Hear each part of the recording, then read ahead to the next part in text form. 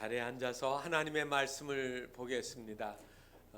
구약성경 출애굽기 14장 15절 말씀부터 20절까지의 말씀입니다. 우리 함께 봉독하시겠습니다. 여호와께서 모세에게 이르시되 너는 어찌하여 내게 부르짖느냐?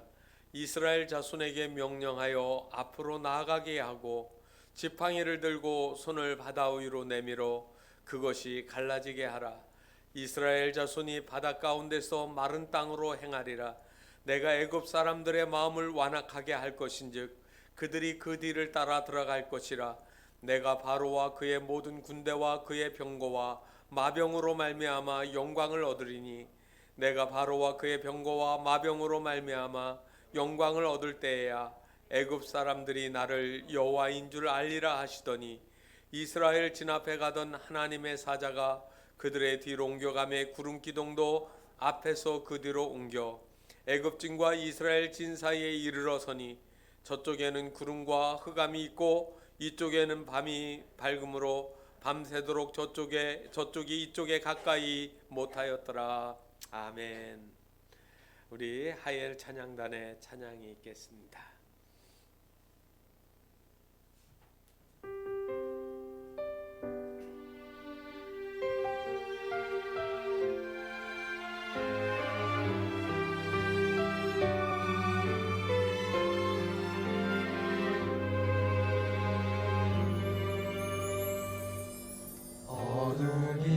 지나고 참빛이 밝아오네.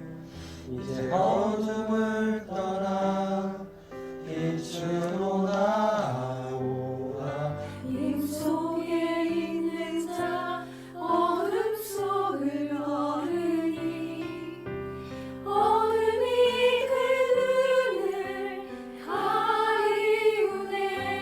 이전 모든 계명을 십자가로 매하사 하나의 새 계명 서로 사랑하라. 서로 사랑하자. 서로 사랑하자. 우리가 아는 사랑이 얼마나 큰지 생각해보라. 사랑하자. 서로 사랑하자. 우리 서로 사랑하자.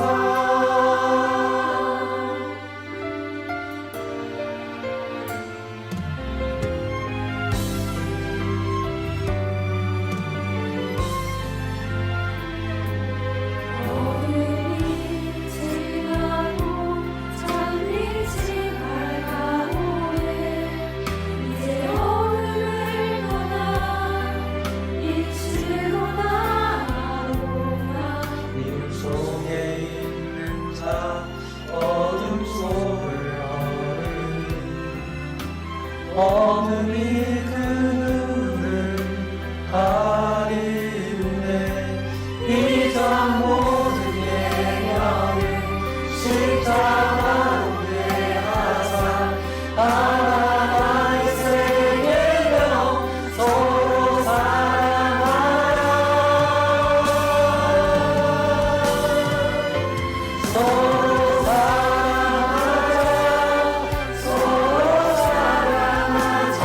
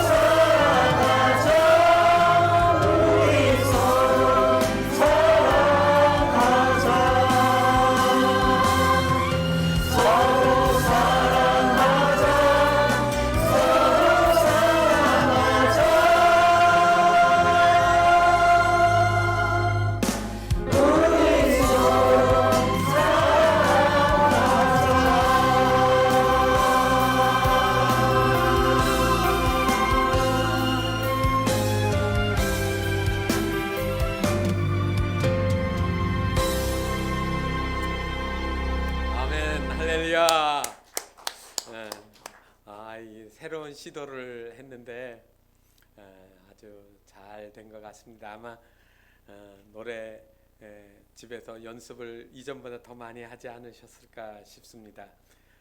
서로 사랑하자 하는 노래였는데 우리 박명숙 권사님 꽃꽂이를 어제 아주 열심히 하셨는데요. 깃털이 막 소리에 따라서 더 춤을 많이 추는 거예요. 그래서 아주 더 생동감이 있었습니다.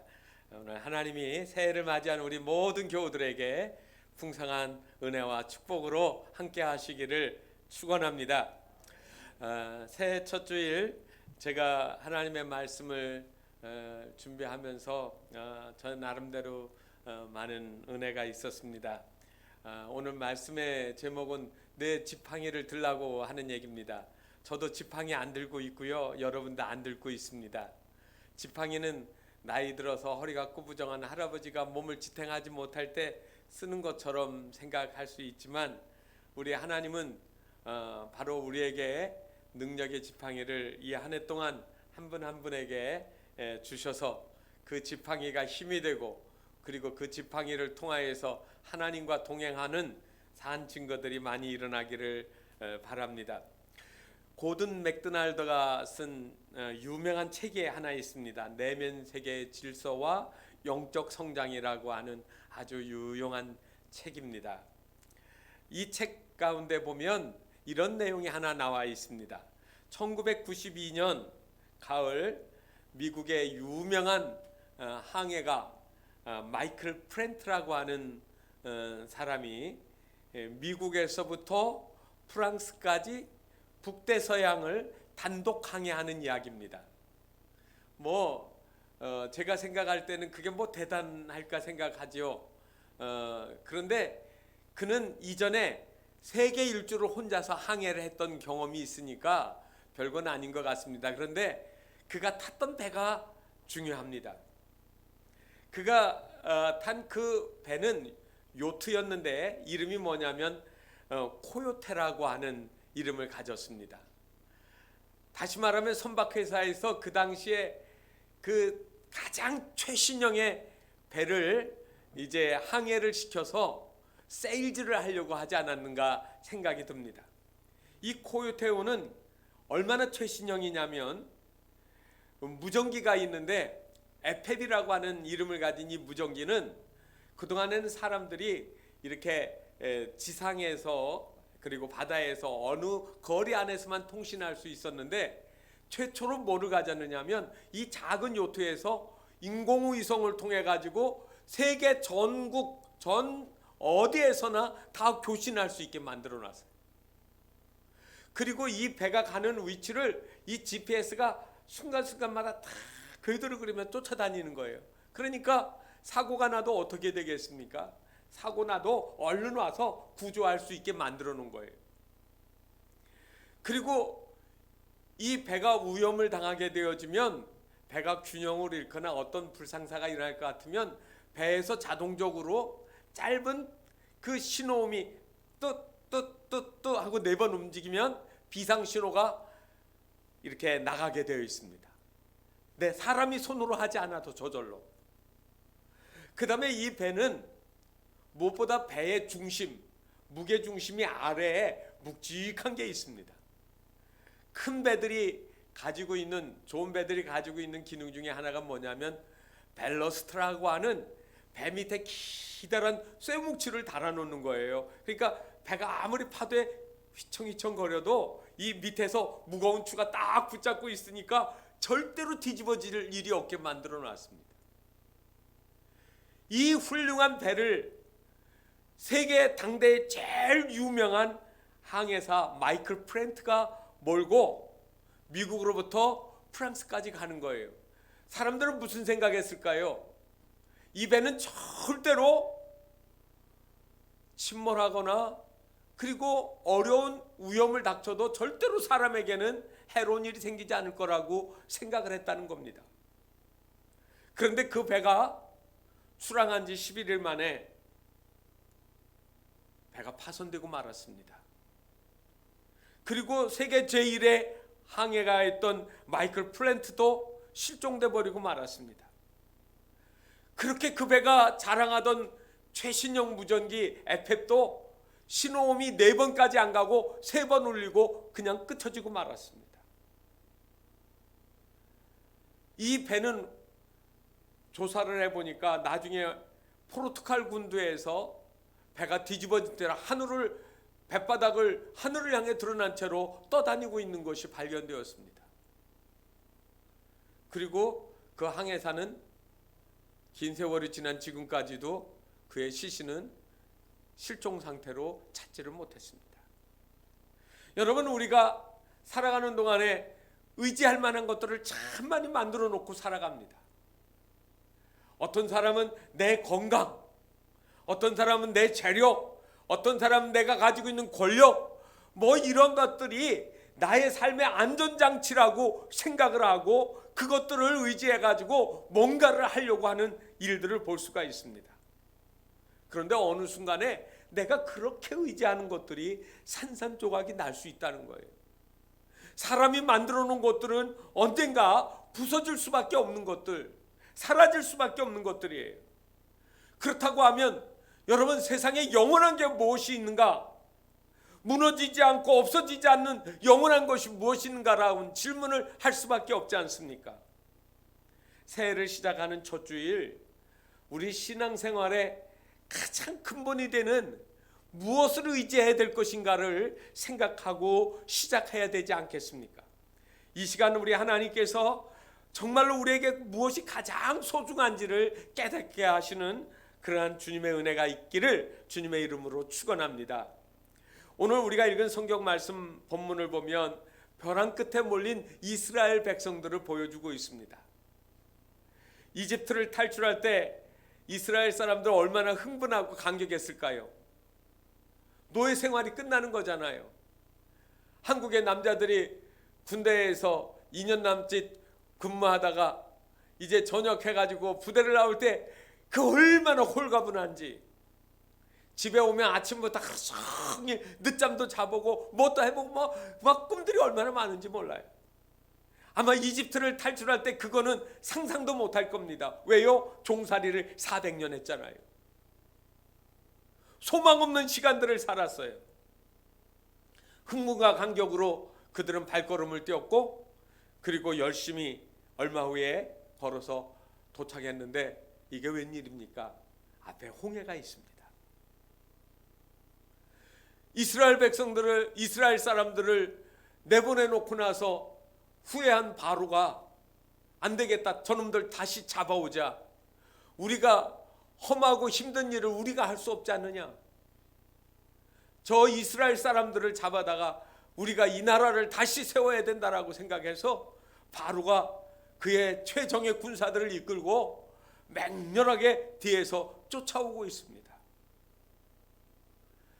여러분, 앞에는 바다예요. 뒤에는 바로가 쫓아오고 있어요.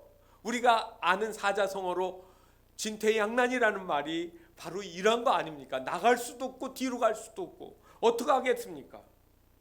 그래서 이스라엘 사람들이 그 광야에서 낙심하고 절망했습니다. 그러다가 그들이 탁개들을 하나 찾았는데 누구를 찾아요? 모세를 향해서 이야기하는 겁니다. 이집트에 묘자리가 없어서 우리를 이 광야에다 끌어내어 죽이려 하느냐? 우리를 이집트에서 끌어내어 왜 이런 일을 당하게 하느냐? 왜 우리를 이렇게 만들었느냐? 제가 3번역으로 읽었습니다. 그들이 원망을 하기 시작을 했습니다. 여러분은 어떻게 하시겠습니까? 여러분이 모세 입장이라면 어떻게 대답하시겠고, 여러분 이스라엘 사람들이라고 하면 그 순간에 어떤 생각이 드시겠습니까? 우리 쉽게 얘기하면 기도해야지요. 기도가 나올까요? 우리가 이렇게도 저렇게도 못하는 그런 절망적인 상황에 있을 때 우리는 어떻게 해야 될까요? 오늘 성경에 보게 되어지면 모세가 하나님 앞에 나가게 되었습니다. 그때 하나님께서 모세에게 방법을 가르쳐 주시는 거예요. 여러분, 이스라엘 사람이나 모세나 지금 똑같은 상황을 보고 있는데 한 사람은 하나님께 나가서 기도하고 다른 사람들은 원망하고 불평하는 일만 했습니다. 바라기는 이 한 해 동안 저와 여러분이 가는 길이 순탄하지 않을 겁니다. 어려운 일이 닥칠 겁니다. 힘든 일들이 생길 겁니다. 그때 환경 상황만 보지 말고 낙심하지 말고 하나님께 나오십시오. 기도하시기 바랍니다. 그게 이기는 길이에요. 그게 길이 열리는 거예요. 하나님 앞에 나오게 되어지면 길이 막힌 게 아니라 열려지는 것을 볼 수가 있습니다. 하나님과 막힌 것이 뚫려지면 인생의 길들이 열려지게 되어 있습니다. 우리가 지금 당하고 있는 코로나, 그 다음에 이 코로나 때문에 상업활동이 다 중지되어지니까 중소상업 상인들이 얼마나 힘들고 어려운지 모릅니다. 그래, 재정적인 문제, 또 갇혀 살다 보니까 건강의 문제, 사람 만날 때 몰려드는 이런 두려움, 공포, 또 자녀들 교육은 어떻게 해야 될지 미래가 불투명하다고 이렇게 우리가 많이 생각하잖아요. 이게 다 뭡니까? 길 막혔다, 나에게는 방법이 없다, 나는 어떻게 못한다. 새해를 시작하면서 저와 여러분들이 절망하지 않고 믿음으로 시작하고 기도로 시작하는 새로운 역사가 일어나기를 바랍니다. 오늘 하나님은 모세에게 다른 사람들이 보지 못하는 놀라운 일들을 말씀하기 시작했습니다. 첫 번째로 오늘 말씀을 보니까 하나님이 말씀하시는 겁니다. 뭐라고 했습니까? 이 백성들을 이끌고 그리고 앞으로 나가라고 하는 말씀을 하고 있습니다. 15절에 나와 있죠. 너는 어찌하여 내게 부르짖느냐? 이스라엘 자손에게 명령하여 앞으로 나가게 하라. 여러분, 앞으로 나가게 하래요. 앞으로 나가면 뭐가 있는데요? 바다 있잖아요. 하나님 정신이 있으세요? 제가 지금 나가면 어떻게 되는데요? 제가 죽어요. 이 바다에 어떻게 들어갑니까? 하나님이 왜 몰라서 우리 보고 나가라고 할까요? 홍해 바다는 내가 죽어야 될 죽음의 바다가 되어주고 말잖아요. 모세가 울고불고 통곡하는 사람들한테 하나님이 우리가 저 바다를 향하여 나가라고 했습니다. 그렇게 얘기할 수 있겠습니까? 이 말을 들은 사람들이 뭐라고 할까요? 홍해 바다에 들어가서 우리가 죽어야 됩니까? 라고 말하지 않겠습니까? 하나님 왜 이렇게 말했을까요? 하나님이 지능이 없습니까? 하나님은 왜 이런 말씀을 하셨을까요? 성경을 보면서 궁금하지 않으십니까? 저는 이 이야기를 통해서 하나님은 이스라엘 백성들에게 말씀하시는 게 있어요. 너희들은 내가 너희들과 함께한 시간들, 너희들에게 보여준 기적들, 이런 것들을 다 잊어버렸느냐는 이야기예요. 바다는 막혀 있지만 너희들이 애굽에 있는 동안, 이집트에 있는 동안 너희들에게 길이 있었느냐? 애굽에서 나올 때 너희가 무기 들고 싸웠느냐? 너희들의 힘을 가지고 이겼느냐? 너희들이 나온 건 전적으로 하나님의 능력 아니었느냐는 이야기예요. 우리는 그렇기 때문에 하나님의 앞으로 나가라는 말씀을 이해하기 위해서는 애굽에서 있었던 10가지 재앙을 생각해야 됩니다. 하나님은 모세를 그 당시 제국의 가장 강력한 나라의 우두머리인 바로 앞에 세웠습니다. 당당하게 가서 하나님을 그 바로에게 보여줘야 되는 책임을 가지고 쓴 겁니다. 내 백성을 내보내 주시오. 말도 안 되는 얘기죠. 누가 그 말을 믿겠습니까? 바로가 웃었습니다. 말도 안 되는 소리라고 했습니다. 조롱했을 겁니다. 그래서 그때부터 모세는 한 가지 하나님이 살아계신 하나님, 안 보내면 너희들에게 어떠한 재앙이 일어난지를 보여주기 시작한 거예요. 그게 10가지 재앙이죠. 10가지 재앙, 첫 번째가 뭡니까? 피예요. 여러분 잘 보이는지 모르겠지만 저 옆에는 그들이 믿는 신입니다. 이게 바로 나일의 신입니다. 하피라고 되어 있습니다. 이 나일은 여러분 이집트의 젖줄입니다. 여기에서 범람을 해가지고 하루에 기름진 옥토가 쌓이면 거기에 밭을 갈아서 농작물이 막 그냥 일어나게 되어지고, 그리고 풍요를 누리고 벽돌을 만들어서 진흙으로, 그리고 성을 쌓고, 그리고 건축을 했습니다. 나일은 복의 상징이에요. 그랬는데 그 나일의 모든 물이, 그리고 그들이 먹는 물, 그들이 사용하는 모든 물이 다 뭐로 바뀌었습니까? 피로 바뀌는 거예요. 피로 바뀌는 거예요.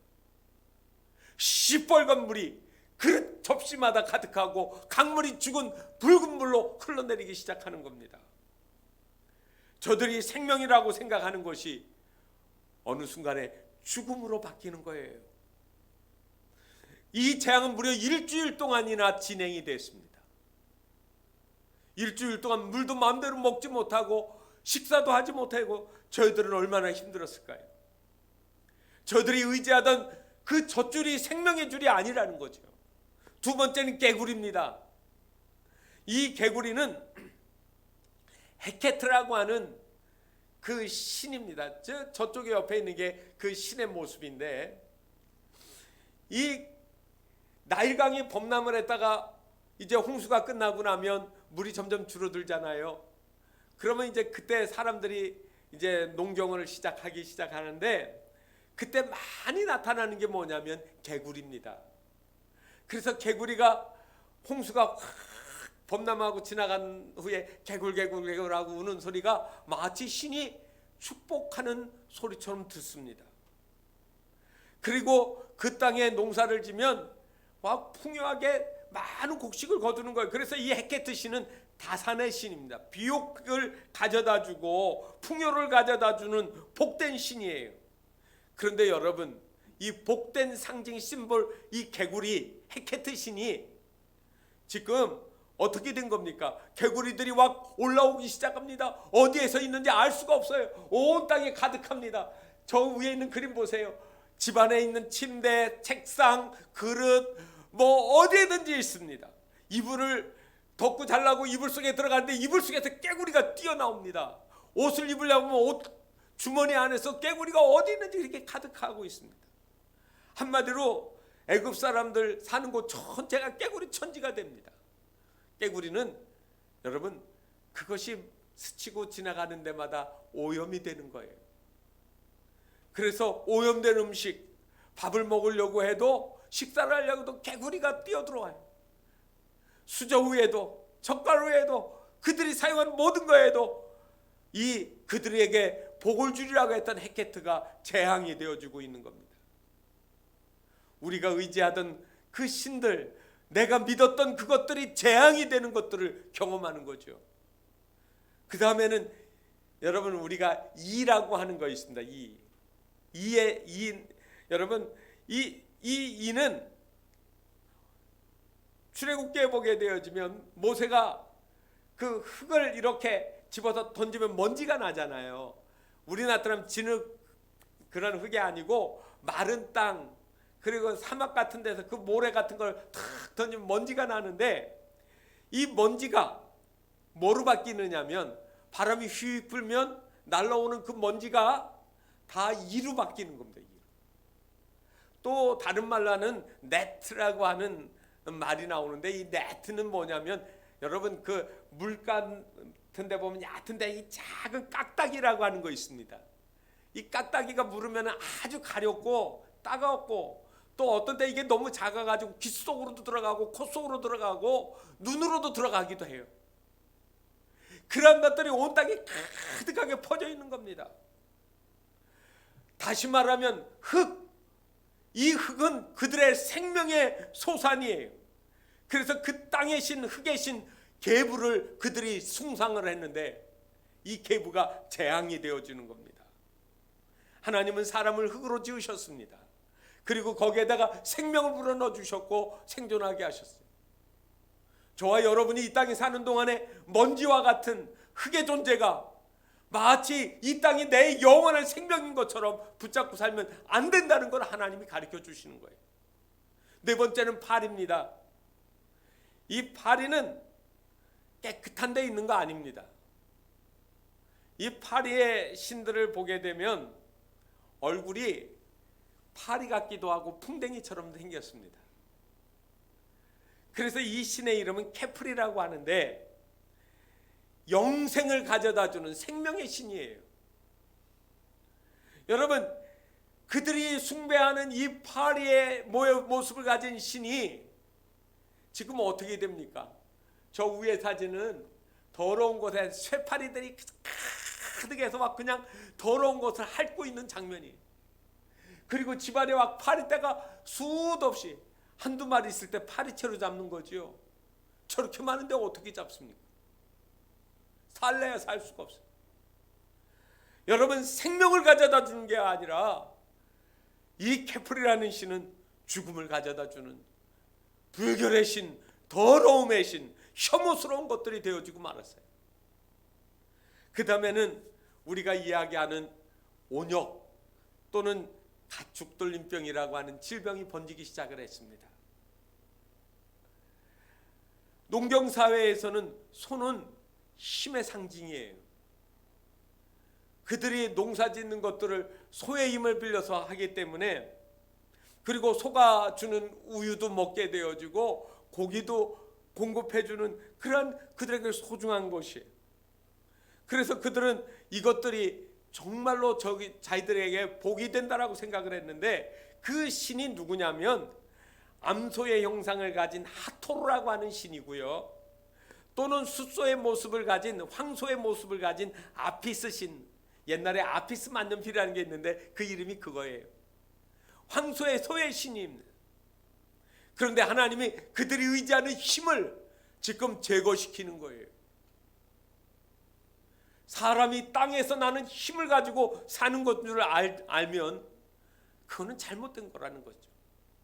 가축의 죽음을 통해 그 신들의 무능함을, 무기력함을 보여주고 있습니다. 여섯 번째는 악성 종기입니다. 여러분, 그 아래 그림은 사람의 뒷모습의 뒤에 머리를 아주 이렇게 탁 밀어서 만들었는데 뒤에 이 종기가 나가지고 막 그냥 고름이 가득 박혀 있는 그런 피부의 모습을 보여주고 있습니다. 팔의 모습도 그러합니다. 이 악성 종기는 어떻게 생겼느냐면, 하나님이 바로 모세에게 말합니다. 화덕에 있는 재를 꺼내 가지고 와서 바로 앞에서 그걸 날리라고 했습니다. 그랬더니 그 날린 재들이 사람과 짐승에 붙어서 악성 종기가 된 거예요. 애굽 사람들이 그렇게 평화와 건강을 가져다 준다는 이 이시스 신에 대해서, 의료의 신이고 건강을 지켜주는 이 신이 자기들에게 재앙이 되는 것들을 보여주는 겁니다. 여러분이 사는 날 동안 여러분의 건강과 안전은 누가 지켜줍니까? 세상의 것들이 나의 영원한 삶을 지켜주리라고 생각하는 건 어리석은 일 아니겠습니까? 일곱 번째로는 우박재앙이 생겼습니다. 여러분, 여기서부터 이 우박재앙은 사람이 어떻게 할 수 없는 공간 내 개념입니다. 하늘과 그리고 비, 바람, 이런 것들은 우리가 건드릴 수 없는 것들이잖아요. 우박재앙은 인간의 생명을 대규모로 위협하는 그러한 것들입니다. 우박으로 인해서 보리와 살림의 많은 것들이 다 이렇게 파손되고 죽게 되어집니다. 그들은 하늘의 여신 누트와 비의 여신 테누트가 바로 재앙으로 그들을 보호해주지 못하는 것을 설명하고 있는 겁니다. 그 다음에 메뚜기입니다. 농경지역에서 가장 두려워하는 재 중에 하나, 메뚜기가 까맣게 날아서 모든 곡식을 다 갉아먹고 버리는 거. 그래서 기근이 생기는 겁니다. 그런데 이 메뚜기 떼들이 오지 못하도록 이 바람이 불어서 이 메뚜기를 막아주던 이 땅에 동쪽으로부터 까만 메뚜기들이 날아오는 거예요. 그래서 이 막아주던 바람이 오히려 재앙을 몰고 오는 바람이 되어지고 마는 겁니다. 땅의 소산을 지켜주는, 그리고 우리에게 풍요를 주는 하나님께 감사하지 아니한 인생의 모습들을 보여주고 있는 겁니다. 그리고 아홉 번째는 흑암입니다. 이 재앙은 여호와 하나님이 세상에서 가장 햇빛이 잘 드는 땅, 그 나라에 내리는 재앙이 아닙니까? 오늘날에도 이집트 북쪽에 가면 헬리오폴리스라고 하는 그러한 지명을 가졌던 도시가 있습니다. 헬리오폴리스, 다시 다른 말로 하면 태양의 집이라는 말입니다. 그런데 이 헬리오폴리스에 그들이 섬기는 신의 이름이 뭐냐면 라, 태양신입니다. 이 태양신이 더 이상 이집트의 햇볕이 되지 않습니다. 저들에게 햇빛과 바람과 공기와 비를 주시는 하나님이시죠. 그런데 그들은 그들의 신들이 그들에게 태양을 주는 줄 알았습니다. 그리고 마지막은 장자의 죽음입니다. 지금이나 옛날이나 마찬가지로 장자, 짐승의 첫 번째 짐승들은 특별한 존재입니다. 그들이 귀하게 여기는 모든 권위와 힘의 근원이 이 장자에 있었습니다.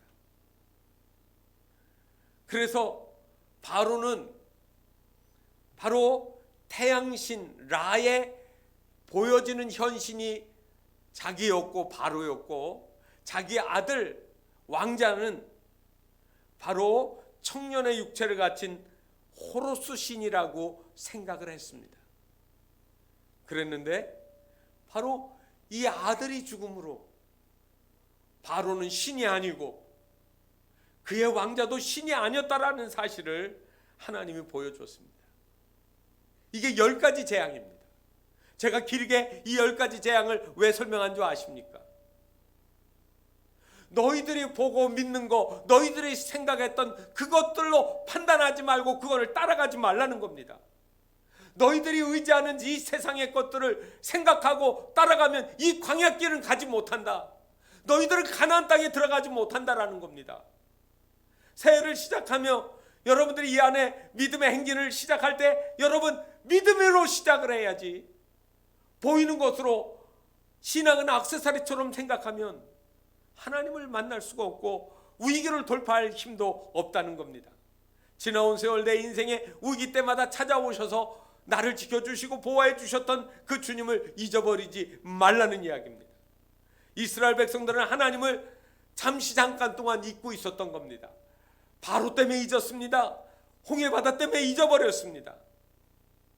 여러분들에게 막연히 믿음만을 가지라는 말이 아닙니다.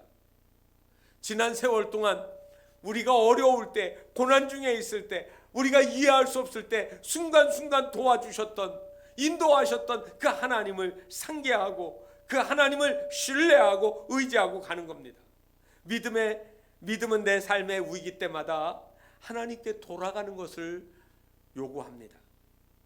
그리하면 앞에는 바다가 가로막고 있고 뒤에는 이집트의 기마병이 바람처럼 손살같이 달려올지라도 제3의 현실이 생깁니다. 전에는 한 번도 상상하지 못했던, 역사에 단 한 번도 없었던 새로운 현실, 바다의 길이 열리는 상황이 생기는 겁니다. 하나님은 바다에 큰 하이웨이, 고속도로를 만드실 수 있는 분입니다. 그래서 여호와 하나님이 모세에게 말하는 겁니다. 내가 어찌 내게 부르짖느냐? 이스라엘 자손에게 명령하여 앞으로 가게 하라. 10가지 재앙을 직접 행했던 모세가 이 말을 듣고 그대로 순종하기 시작하는 거예요. 한 가정의 가장이, 엄마가, 아빠가 믿음을 가지고 가정을 이끌어가고 그리고 자녀들을 신앙으로 인도해 나가기 시작하면 그 가정의 길이 열립니다. 사랑하는 교우 여러분, 지난날 여기까지 지나온 것 주의 은혜입니까? 그렇게 믿으십니까? 그러면 앞으로도 하나님께 맡기시는 것들을 당연히 여기셔야 됩니다. 하나님의 능력 안에서 일어나시고 그리고 믿음으로 앞으로 나가셔야 된다는 말입니다. 두 번째는 지팡이를 들라고 하셨습니다. 지팡이를 들라고 하신 거예요. 모세가 절망과 두려움에 빠진 이스라엘 백성을 이끌고 이제 바다 앞으로 같이 나왔습니다. 앞으로 나가려고요. 하나님 뭐라고 하십니까? 지팡이를 들고 바다를 향하여 그 팔을 내밀면 어떻게 된다고요? 홍해바다가 갈라지고 길이 생길 것이라고 하는 말씀을 하시는 겁니다. 지팡이를 들고 바다를 향하여 내밀 때 여러분 모세는 어떤 마음을 가졌을까요? 믿음이 없으면 누구도 지팡이를 앞으로 향하여 들고 바다야 열려라고 말하지 못할 겁니다. 여러분 실패를 두려워하지 마세요. 우리에게 필요한 것은 실패의 두려움이 아니라 하나님을 향한 믿음이에요. 안 되면 하나님이 시키신 하나님이 잘못되신 거지 내가 잘못된 거 아니잖아요. 자녀들이 병들었을 때 어떻게 해야 될까요? 병원도 가고 약도 먹이고 우리가 할 수 있는 거 아세요? 그러나 그 순간에 먼저 할 거 있어요. 기도하는 거예요. 하나님의 방법은 셀 수 없이 많아요. 우리가 다 헤아릴 수가 없어요. 그러니 하나님은 어떻게 고치시는지 몰라요. 그러나 고쳐지는 건 하나님의 일이에요. 하나님, 내 사랑하는 자녀들, 나의 질병까지도 하나님 고쳐주세요. 여러분, 그러한 믿음의 지팡이를 드는 것을 의미하는 겁니다. 우리의 위기에서 하나님의 지팡이를 사용하고 계시고, 그리고 그 지팡이를 우리에게 주셨고 그 지팡이를 우리도 사용해서 하나님의 일을 하라는 말씀입니다. 나는 어쩔 수 없습니다. 나는 못하지만 하나님이 하라 하시니 하나님의 방법대로 하나님의 일대로 하나님이 시키는 대로 하겠습니다. A.W. 토저라고 하는 분이 이렇게 말했습니다. 많은 사람이 아직도 불안한 마음으로 살아가고 있고 아직도 인생의 의미를 찾지 못하고 있으며 아직도 앞으로 나가지 못하는 이유는 아직도 그들이 완전히 버리지 못하였기 때문이다. 뭐를 못 버려요? 내가 가지고 있는 선입견, 내 자존심, 내 믿음, 내가 나를 신뢰하던 그리고 내가 경험에 의지했던 이것들을 버리지 못하는 거예요. 하나님만은 하실 수 있다는 것을 확실히 믿는 사람이 두려움 없이 하나님의 일을 할 수가 있습니다. 하나님은 우리가 하나님께 항복할수록 더 진정한 우리가 되게 만드시는 거예요. 왜냐하면 하나님이 우리를 지으셨기 때문에 그렇습니다. 베드로가 밤새 고기를 한 마리 잡지도 못했지만 예수님이 오른편으로 그물을 던져보라고 했더니 왼편과 오른편은 불과 몇 미터 차이 안 나는 거예요. 10미터 차이도 안 나요. 그런데 오른편에 그물을 던졌더니 어떻게 됐습니까? 누가복음 5장 5절에 보면 우리들이 밤이 맞도록 수고로했을 때 얻은 것이 없지만은 말씀에 의지하여 제가 그물을 내리리이다. 순종했더니 정말로 그물을 들을 수 없을 정도로 많이 잡히는 것을 경험하는 거예요. 똑같은 장소인데 믿음으로 한 것과 믿음이 없는 것과는 너무나도 차이가 있는 거 아니겠습니까? 우리 인생에 어려운 일이 있을 때 하나님을 의지하시기를 바랍니다. 어린아이가 장난감을 조립을 하고 있다가 도저히 조립을 못하는 거예요. 그러면 어떡합니까? 아빠 이거 조립 못하겠어. 아빠가 해주세요. 그러면 그래 아빠랑 같이 하자 하고 아빠가 옆에서 하나씩 같이 조립하면서 도와줘요. 어떻게 됩니까? 당연히 되지요. 여러분 평범한 것 같지만 우리 인생의 조립의 수순에 내 힘대로 안 될 때 하나님 도와주세요. 나는 하나님의 능력을 믿습니다. 하나님의 권능을 믿습니다라고 하는 거예요. 아브라함이 어디로 갔는지 모르면서도 하나님이 이끄신 대로 갔더니 성공하잖아요. 한나가 언제인지 모르지만 하나님의 시간을 기다렸더니 아이를 낳지 않아요. 마리아가 어떻게 될지 모르지만 하나님의 능력을 신뢰했더니 그가 예수 그리스도를 낳는 놀라운 복을 받지 않습니까? 우리 인생에 알고 하는 것도 있지만 모르면서도 순종하는 거 여러분이 얼마나 큰 축복인지 몰라요. 그렇게 하게 되면 순종하게 되면 무슨 일들이 일어날까요? 바다에 마른 땅이 열리는 겁니다. 마른 땅을 밟고 지나가리라. 마른 땅을 밟으면 지나가리라. 16절에 있는 말씀을 제가 세 번역으로 읽어드릴게요. 너는 지팡이를 들고 바다 위로 너의 팔을 내밀어 바다를 갈라지게 하여라. 그래야하면 이스라엘 자손이 바다 한 군데로 마른 땅을 밟으며 지나갈 수 있을 것이라. 여러분 바다 밑에 마른 땅이 있다고요. 하나님이 숨겨놓은 길이에요. 깊은 바다 가운데 길을 만드시는 하나님이십니다. 하나님은 바다의 길을 만드십니다. 사람은 길이 없다고 하는데 하나님은 있다고 하시는 거예요. 2021년 한 해 동안 저와 여러분의 삶에 길이 안 보인다고, 어떻게 해야 될지 모르겠다고 낙심하지는 않습니까? 우리 모든 교우들의 가정 그리고 삶의 여정에 하나님이 길을 만들어 주시는 축복이 있기를 주님의 이름으로 축원합니다. 홍해에 난 길은 구원의 길입니다. 삶 속의 순간순간 이러한 구원의 기적이 나타나시기를 주님의 이름으로 축복합니다. 하나님이 싸워주시는 사람이 승리하는 거죠. 우리 하나님은 우리를 위해 싸우시는 분이에요. 하나님의 방법으로. 이스라엘에게는 구원의 그 마른 땅이 뒤쫓아온 바로에게는 죽음의 길이 되어지잖아요. 누구에게는 생명의 길, 누구에게는 죽음의 길 아닙니까? 성경에는 그거를 이렇게 설명합니다. 여호와께서 너희를 위하여 싸우시리니, 14장 14절에 있는 말씀이에요. 누가 싸워요? 여호와께서 너희를 위하여 싸우시는 거예요. 내가 싸우면 절대로 못 이기는데 하나님이 싸워 주시면 반드시 이기는 겁니다. 너희는 어떻게 있으라고요? 가만히 있어라. 손 하나 쓰지 말고 편안히 구경만 해. 14장 25절 말씀에 이렇게 나옵니다. 그들의 병거바퀴를 벗겨서 달리기가 어렵게 하시니 애굽 사람들이 이르되 이스라엘 앞에서 우리가 도망하자. 여호와가 그들을 위하여 싸워 애굽 사람들을 치는다. 이거 누가 하는 얘기예요? 애굽 사람들이 하는 얘기. 저와 여러분이 1년 동안 막 살아가는데 세상 사람들이 저 사람은 왜 저렇게 잘 되지? 저 사람들은 왜 어려운데 저거를 두려워하지 않지? 저들은 왜 고난이 변하여 승리가 되고 축복이 되고 놀라운 일들이 일어나지? 이유가 딱 한 가지예요. 하나님이 싸워주셔야 되는 거예요. 내가 열심히 땀 흘리고 노력하면 땀밖에 나는 거 없어요. 내가 아무것도 안 한다는 말 아닙니다. 이 말은 하나님을 의지하고 믿음으로 동행하여 나갈 때 나타나는 일입니다. 모든 일은 하나님께 달렸습니다. 일을 성취하시는 여호와, 그것을 만들며 이루시는 여호와, 그의 이름을 여호와라는 이가 이와 같이 이르시되 너는 내게 부르짖으라 내가 내게 응답하겠고 내가 알지 못하는 크고 은밀한 일을 내게 보이리라.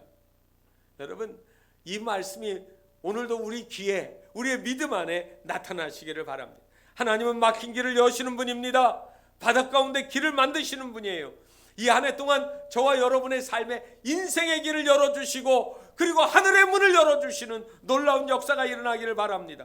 마른 땅이 우리 교우들 앞에도 활짝 바닷 가운데 나타나는 것처럼 나타나기를 축원합니다. 하나님과 동행하는 사람 믿음으로 행할 것입니다. 하나님이 말씀한 대로 지팡이를 들을 것입니다.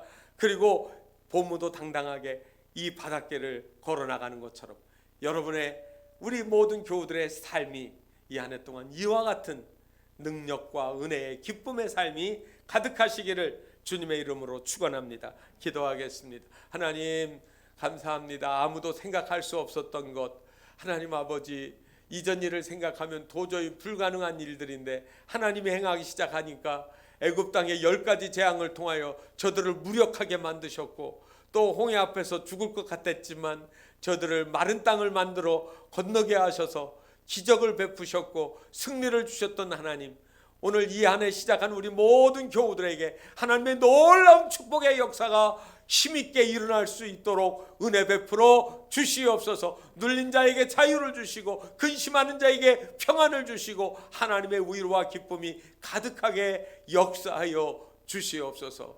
이 모든 말씀을 예수님의 이름으로 간절히 기도하옵나이다. 아멘. 다